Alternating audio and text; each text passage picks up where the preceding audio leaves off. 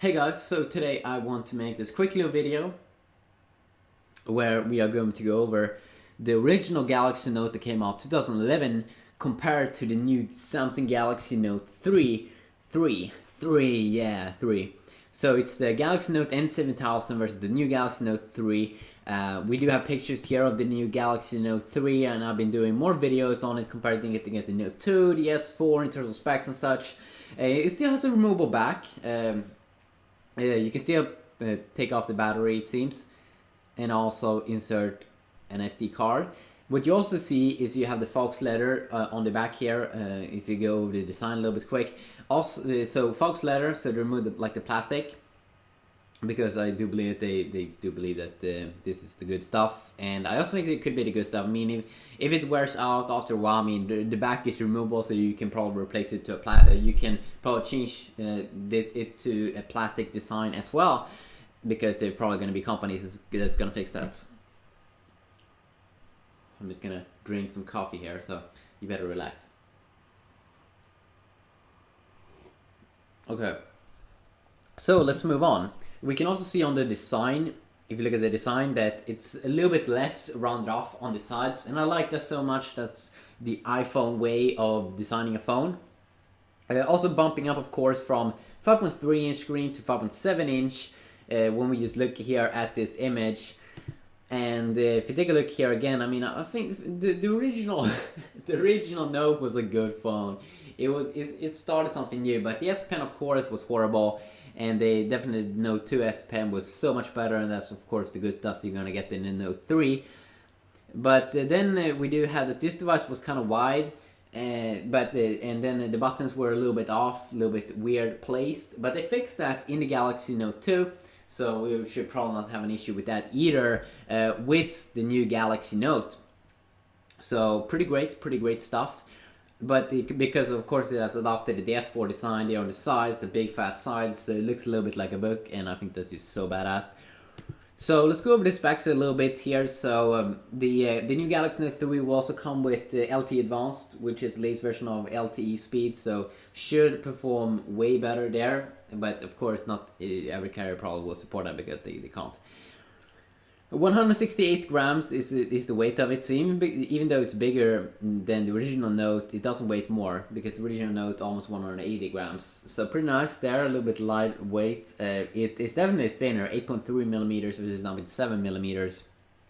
The screen resolution, or the resolution, is also definitely, is a lot higher here. Going from 1280 times 800 to a full HD display here with 380, almost 400 in PPI, pixel density, versus the original Note that wasn't having it wasn't bad at all, but it's definitely lower, 285 pixels per inch. But amazing stuff here, amazing stuff. And then we do have still, of course, you have micro SD card support, so 64GB variant. Seems like the first generation Note maybe only been able to support 32GB variants. But if you look at the internal storage, we do have the original Note was well in 16 and 32GB variants. Well, this new Note will be well in 32 and 64GB variants, not the 16GB variant, which is good, because 16GB variants of, let's say, the S4 was very annoying, because you only have a few gigabytes where you can put all your games and such. We can see a big difference here in terms of RAM, going from 1GB to 3GB, so it's also the first phone to feature 3GB of RAM, so that is quite nice. The camera have been improved as well, 30 megapixel variant compared to an 8 megapixel variant. It of course then comes with this infrared port, same as the S4 did, so you can control your latest Samsung Smart TV if you have one from 2013 with it. You can use your phone as a remote. The latest Bluetooth technology also, version 4.0. In terms of Android, you actually have ice cream sandwich and jelly bean should come. I'm not sure if it's available right now for the original Note, but it should be upgradable. While of course the new Note is coming also with jelly bean. Version 4.3 is probably gonna, and then of course get the new Android 4.4 KitKat version update in the future. Chipset is a little bit different. We had the Exynos chipset, of course, on the first generation Note. Now Samsung is more into using Qualcomm Snapdragon. They use the Snapdragon 600 in the S4, now they use the Snapdragon 800. Dual core 1.4 GHz Cortex A9 in the original Note compared to the new. First, of course, 2 more cores, quad core, but then also high clock, 2.3 GHz, Core 400 instead of Core 300 on the original, or on the S4, I mean. Then it will come in this octa-core variant as well that has 8 cores, but not everyone that is being used at the same time, as far as I can recall. So that would mean 4 Cortex A15 cores, collected 1.9. And then for cores, Cortex A7 collected 1.3 GHz. The GPU has been improved as well. This Adreno 330 GPU, which is a bump up from the S4 as well, from 320 to 330, and that's for the LTE variant, which should perform very, very good, because Adreno 320 performs amazing on Game Enough games, but not as good on Rockstar's games like GTA, Max Payne, and those games. While the Mali 400 MP GPU performs really, really good in the original Note on those games.